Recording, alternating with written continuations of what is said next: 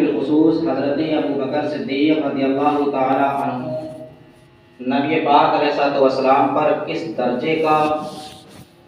ایمان رکھا کرتے تھے اور نبی پاک علیہ الصلوۃ والسلام سے کس درجے کی محبت و الفت کیا کرتے تھے۔ نبی پاک علیہ الصلوۃ والسلام کی بارگاہ میں صحابہ کرام موجود ہیں۔ ان صحابہ کرام میں حضرت ابو بکر صدیق رضی اللہ تعالی عنہ بھی موجود ہیں کہ میرے آقا علیہ الصلوۃ والسلام نے ارشاد فرمایا، حبب الی من دنیاکم ثلاث، اے میرے پیارے صحابہ تمہاری دنیا کی 3 چیزیں مجھے بہت زیادہ پسند ہیں۔ صحابہ کرام نے عرض کیا، یا رسول اللہ وہ 3 چیزیں کون سی ہیں جو آپ کو بہت زیادہ پسند ہیں؟ تب میرے آقا علیہ الصلوۃ والسلام نے ارشاد فرمایا، الطیب والنساء وجعلت قرۃ عینی فی الصلاۃ، کہ دنیا کی جو 3 چیزیں مجھے بہت زیادہ پسند ہیں ان میں سے پہلی چیز الطیب یعنی خوشبو ہے جو مجھے بہت زیادہ پسند ہے۔ تو نبی پاک علیہ الصلوۃ والسلام نے ارشاد فرمایا خوشبو کے بارے میں، لا ترد الطیب، کہ اگر تحفے میں کوئی تمہیں خوشبو دے اس خوشبو کا تحفہ نہ لوٹاؤ بلکہ اس کو دل و جان سے قبول کر لو، اس لیے کہ وہ خوشبو مجھے بہت زیادہ پسند ہے۔ آگے میرے آقا نے ارشاد فرمایا، والنساء، اور عورتیں مجھے بہت زیادہ پسند ہیں۔ علماء محدثین نے اس حدیث پاک کی تفسیر میں ارشاد فرمایا کہ نبی پاک علیہ الصلوۃ والسلام جب اس دنیا میں تشریف نہیں لائے تھے تو اس وقت میں اگر کسی کے گھر پر بیٹی پیدا ہو جاتی تو وہ اپنی بیٹی کو زندہ قبر میں دفن کر دیا کرتا تھا۔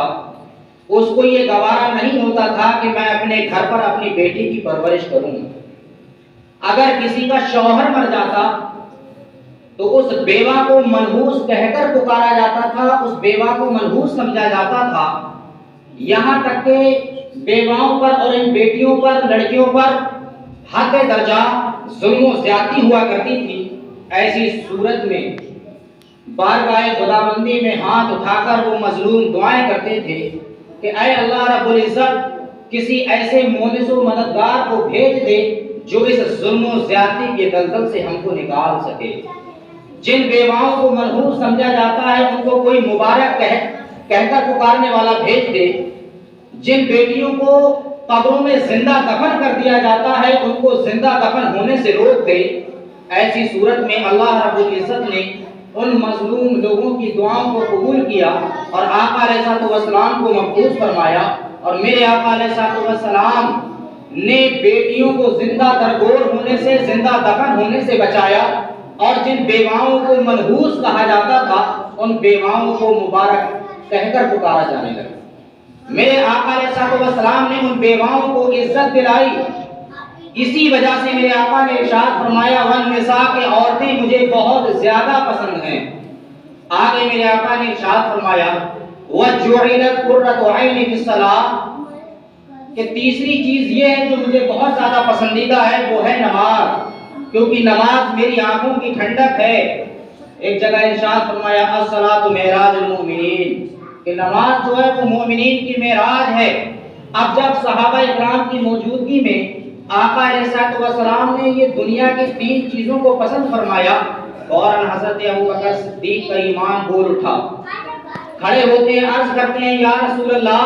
آپ کو 3 چیزیں پسند ہیں، حبب الی من الدنیا ثلاث، مجھے بھی 3 چیزیں بہت زیادہ پسند ہیں۔ اب صحابہ اکرام حضرت ابو بکر صدیق سے پوچھا گیا کہ وہ 3 چیزیں کون سی ہیں جو آپ کو بہت زیادہ پسند ہیں؟ تب حضرت ابو بکر صدیق نے عرض کیا، یا رسول اللہ النظر الی وجہ رسول اللہ صلی اللہ تعالی علیہ وسلم، مجھے اللہ کے رسول صلی اللہ تعالی علیہ وسلم کے چہرہ مبارکہ کو دیکھنا بہت زیادہ پسند ہے۔ آگے ارشاد فرمایا، الانفاق علی رسول اللہ صلی اللہ علیہ وسلم، کہ مجھے نبی پاک علیہ الصلوۃ والسلام پر اپنے مال و دولت کو خرچ کرنا بہت زیادہ پسند ہے۔ اور آگے ارشاد فرمایا، وَأَن تَكُونَ ابْنَتِي تَحْتَ رسول اللہ صلی اللہ علیہ وسلم، تیسری چیز یہ ہے جو مجھے سب سے زیادہ محبوب ہے، وہ یہ کہ میں چاہتا ہوں کہ میری بیٹی حضرت عائشہ صدیقہ رضی اللہ تعالی عنہا نبی پاک علیہ السلام کے نگاہ میں ہو جائے۔ یہ تین چیزیں بہت زیادہ پسند، اور یہ اس لیے کہ نبی پاک علیہ السلام کو تین چیزیں بہت زیادہ پسند تھیں۔ ایک دن آقا علیہ السلام نے حضرت ابو بکر صدیق رضی اللہ تعالی عنہ کو اپنی بارگاہ میں بلایا اور اپنی انگوٹھی دی اور ارشاد فرمایا کہ اے ابو بکر، میری اس انگوٹھی کو نقاش کے پاس لے جاؤ اور اس پر لا الہ الا اللہ نقش کرا کر لے آؤ۔ حضرت ابو بکر صدیق نے وہ انگوٹھی لی، نقاش کے پاس گئے اور نقاش کے پاس جا کر کہنے لگے کہ اس پر لا الہ الا اللہ محمد رسول اللہ لکھ دو۔ حکم تو ہے لا الہ الا اللہ لکھنے کا، لیکن حضرت ابو بکر نقاش کو حکم دے رہے ہیں کہ لا الہ الا اللہ محمد رسول اللہ لکھ دو۔ نقاش نے لکھا، حضرت ابو بکر نے انگوٹھی لی، نبی پاک علیہ السلام کی بارگاہ میں پیش کر دی۔ میرے آقا علیہ السلام کی نظر عنایت جب اس انگوٹھی پر پڑی تو آقا علیہ السلام نے ارشاد فرمایا کہ اے ابو بکر، میں نے تو تمہیں صرف اور صرف لا الہ الا اللہ لکھنے کا حکم دیا تھا، آخرکار ان دو ناموں کا اضافہ کیسے ہوا؟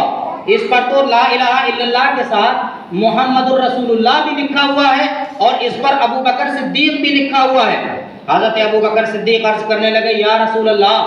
لا الہ الا اللہ کا حکم لکھنے کا حکم آپ نے دیا تھا، میں نے لا الہ الا اللہ کے ساتھ محمد الرسول اللہ کا اضافہ کر دیا ہے، لیکن ابو بکر صدیق کیسے لکھا یہ مجھے نہیں معلوم ہے۔ کہ دوران گفتگو حضرت جبریل امی علیہ السلام بارگاہ رسالت میں حاضر ہوئے اور عرض کیا، یا رسول اللہ، اما اسم ابی بکر فکتبتہ انا لأنہ ما رضی ان یفرق اسمک عن اسم اللہ فما رضی اللہ ان یفرق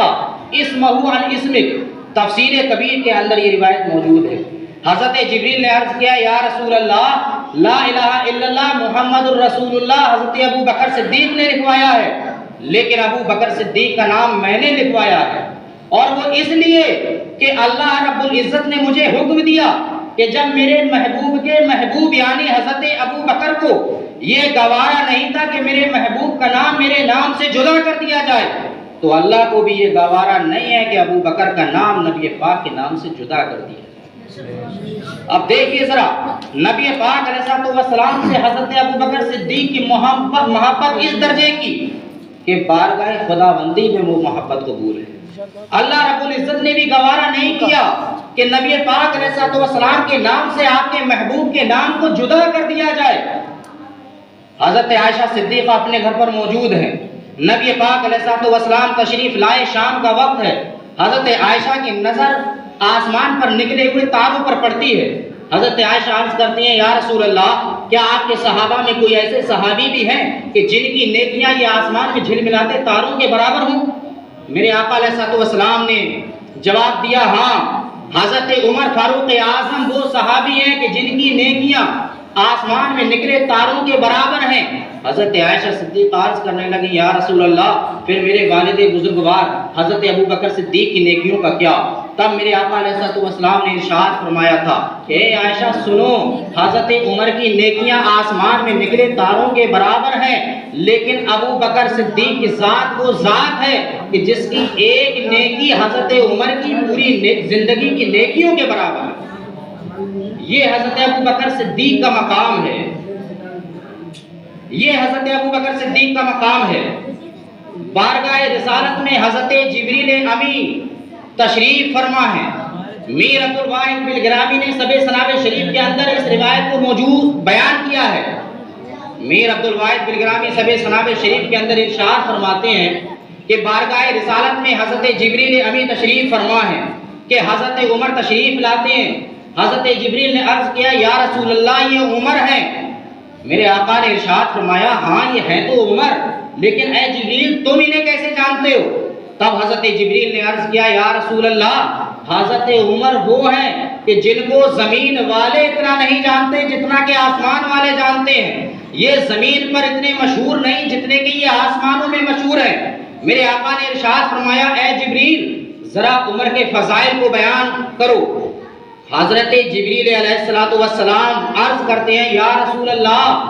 اگر حضرت نوح علیہ السلام کی عمر میں پالوں جو کہ تقریباً 950 برس ہے،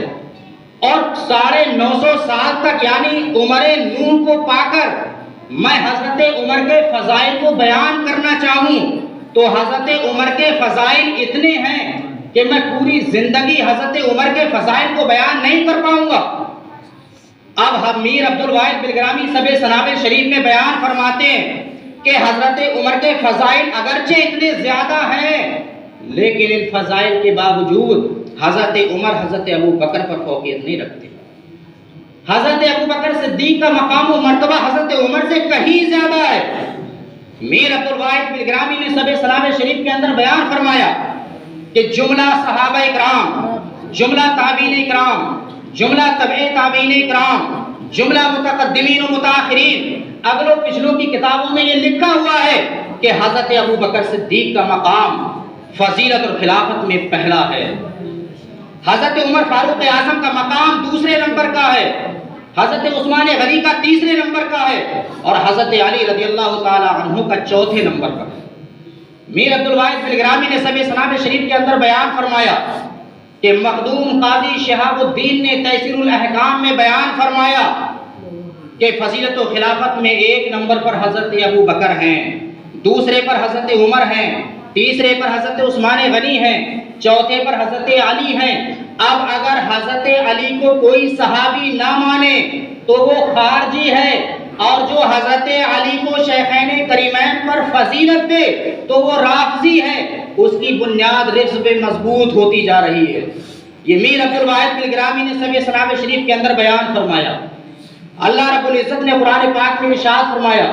محمد الرسول اللہ والذین معہ اشداء علی الکفار رحماء بینہم تراہم رکعا سجدا یبتغون فضلا من اللہ ورضوانا۔ سید مہر علی شاہ گولڑوی ارشاد فرماتے ہیں اس آیت کریمہ کے تحت کہ والذین معہ سے حضرت ابو بکر صدیق مراد ہے، اشداء علی الکفار سے حضرت عمر فاروق اعظم مراد ہیں، رحماء بینہم سے حضرت عثمان غنی مراد ہیں، اور تراہم رکعا سجدا سے آخر تک حضرت علی رضی اللہ تعالی عنہ مراد ہیں۔ یعنی پیر مہر علی شاہ گولڑوی کے کہنے کا مقصد یہ ہے